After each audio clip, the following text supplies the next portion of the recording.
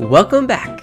Today, I'm using the Sony 90mm macro lens for the first time. I had previously purchased the Laowa 100mm manual lens, and well, I did not like that lens at all. At least not for the run and gun macro photos. I'll link to that video in the description if you want to see that experience. In that video, I mentioned that the Sony 90mm might be better. Well, I did end up returning the Laowa lens and bought this Sony 90mm lens because of the autofocus. So this is my first time using it. Will I want to return this lens too?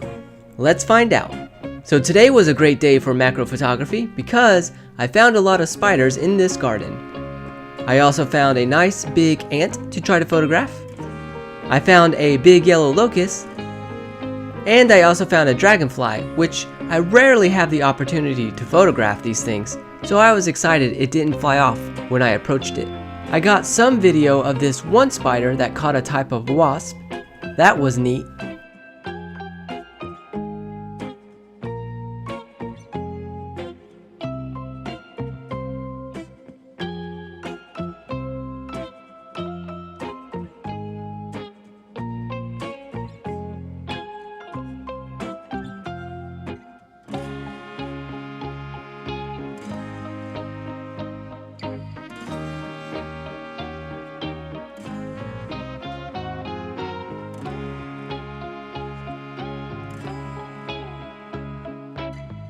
I do have the Canon 100mm macro, and I used the MC11 adapter on it to fit on the Sony, but I still wanted to get the Sony 90mm lens because of all the great reviews. I'm also getting tired of using the adapter, so when using this lens today, I kept comparing it to how the Canon macro feels, and it did feel like something was off.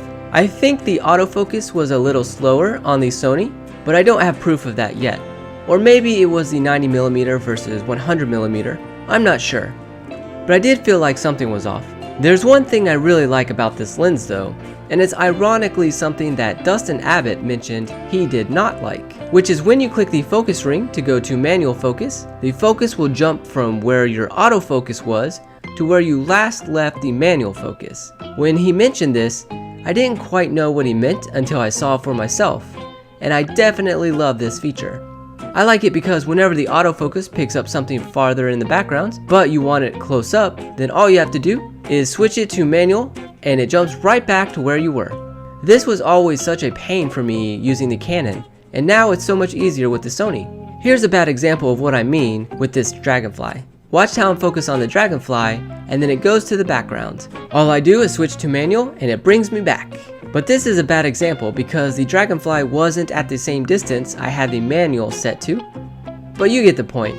Also, yes, I do know that there are settings on the lens to try to keep this from happening. I just don't use them and keep the setting on full.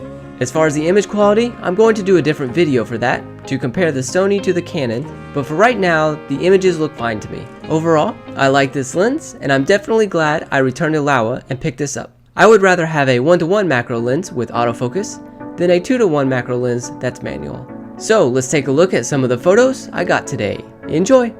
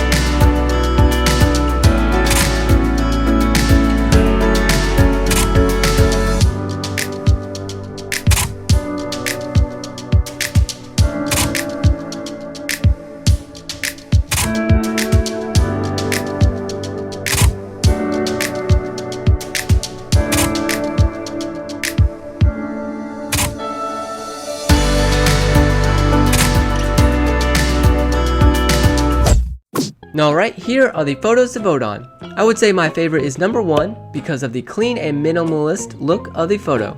And also number 3 because I rarely find dragonflies. So which photo do you like most? Vote by leaving a comment below.